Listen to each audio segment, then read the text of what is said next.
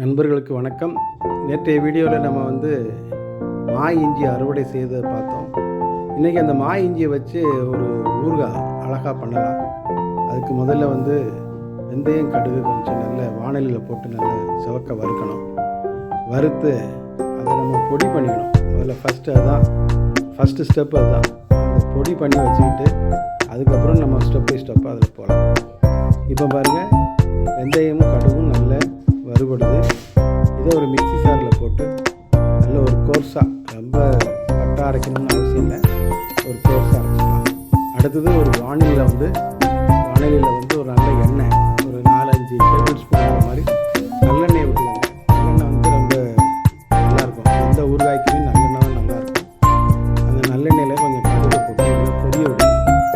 அது கடுகு நல்லா பொரிஞ்சு வரட்டும். ஏன்னா கடுகு நல்லா பொரிஞ்சால் தான் அந்த ஃப்ளேவர் கிடைக்கும். கடுகு நல்லா பொரியணும், அவசரப்படக்கூடாது. நல்லா பொரிஞ்சு வரட்டும். இப்போ பாருங்கள், கடுகு நல்லா பொரிய போகுது. நல்லா நுரக்கூட்டி வருது பார்த்தீங்களா. இதில் கொஞ்சம் காஞ்ச மிளகாய், ஒரு 4-5 காஞ்ச மிளகாய் போடுங்க. காஞ்ச மிளகாய் போட்டு நல்லா சவக்க வறுக்க வேண்டியதான். வறுத்துட்டு அதுக்கப்புறம் நம்ம என்ன பண்ண போகிறோம்னு பாருங்கள். அந்த இஞ்சியை மா இஞ்சி நல்லா நைஸாக கட் பண்ணி வச்சுக்கணும். ஏன்னா பொடிசாக நைஸாக கட் பண்ணால் தான் வேகும். நீங்கள் பெருசாக கட் பண்ணிட்டீங்கன்னா அது வேகாது. அதை தூக்கி இதில் போட்டு கொஞ்சம் நல்லா வதக்க வேண்டியதான். எண்ணெயிலே கொஞ்சம் வேகணும். எண்ணெயில் நல்லா வெந்து வரும்போது கொஞ்சம் உப்பு சேர்த்துக்கலாம். உப்பு சேர்த்து போட்டிங்கன்னா கொஞ்சம் சீக்கிரமாக வேகும். இதை நல்லா கிண்டி விட்டுட்டே இருக்கணும். இதில் அடி பிடிக்காது. இருந்தாலும் நல்லா கிண்டி விட்டுருங்க. கிண்டி விட்டுட்டே இருக்கும்போது தான் சீக்கிரம் வேகும். நல்லா வெந்ததுக்கப்புறம் பெருங்காயத்தூள் பெருங்காயம் தான் கொஞ்சம் இந்த ஊறுகாய்க்கு கொஞ்சம் மணத்தை கொடுக்கும். இது காஷ்மீரி சில்லி பவுடரு 1 ஸ்பூன் போடுங்க. காஷ்மீரி சில்லி பவுடர் போடும்பொழுது உங்களுக்கு நல்ல ஒரு கலர் கிடைக்கும். சாதாரண மிளகாத்தூள் போட்டால் கூட இந்த அளவுக்கு கலர் கிடைக்காது. அந்த காஷ்மீரி சில்லி பவுடர் போடும்பொழுது தான் அதனுடைய நிறத்தினுடைய குவாலிட்டியே ஒரு தனித்தன்மையாக இருக்கும். அதுக்கப்புறம் நம்ம தேவைக்கு காரத்துக்கு தகுந்த மாதிரி சாதாரண ஒரு மிளகாத்தூளை போட்டுக்கலாம். இப்போ கொஞ்சம் மூடி போட்டு கொஞ்சம் வேக விடுவோம். ஒரு 5 நிமிஷம் 10 நிமிஷம் வெந்ததுக்கப்புறம் கொஞ்சம் உப்பு, கல் உப்பு சேருங்க. சாதாரண இந்த டேபிள் உப்புலாம் சேர்க்கக்கூடாது. கல் உப்பு சேர்த்தா தான் உடம்புக்கு நல்லது. அதுக்கப்புறம் நம்ம கரைச்சி வச்சுருக்க புளி இருக்குது பார்த்திங்களா, ஒரு எலுமிச்சம்பழம் சைஸுக்கு உள்ள புளியை நல்லா கரைச்சி நல்லா வடிகட்டி வச்சுக்கணும். அதை இதோடு சேர்த்து மிக்ஸ் பண்ணணும். எப்படி இருக்குது பாருங்கள், கலரு அட்டகாசமாக இருக்கா. இதை நல்லா கிண்டி விட வேண்டும். நல்லா கிண்டி விட்டு நல்லா கொதிக்க விடணும்.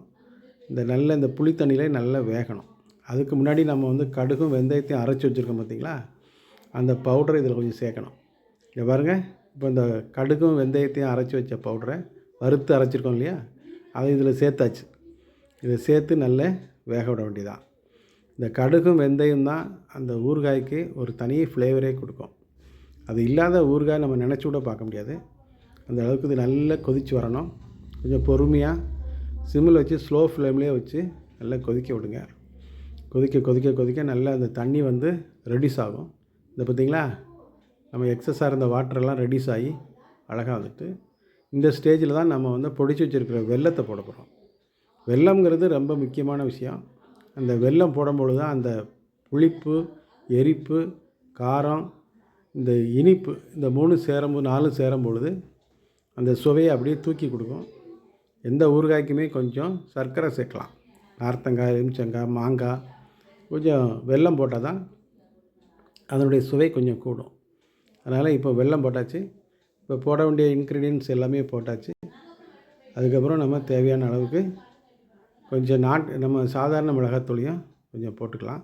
ஏன்னா காரம் காஷ்மீரியில் அவ்வளோ தூரம் இருக்காது. இந்த ஊறுகாய் ரொம்ப சூப்பராக வந்திருக்கு. இதை பாருங்கள், இதே மாதிரி செஞ்சு உங்கள் வீட்லேயும் நீங்கள் பயன்படலாம். இந்த இஞ்சி மாங்காய் ஊறுகாய்ங்கிறது உடம்புக்கு ரொம்ப நல்லது. ஜீரண சக்தி அதிகரிக்கும், அஜீரணத்தை போக்கும். இது பிடிச்சதா லைக் பண்ணுங்கள், ஷேர் பண்ணுங்கள். நன்றி, வணக்கம்.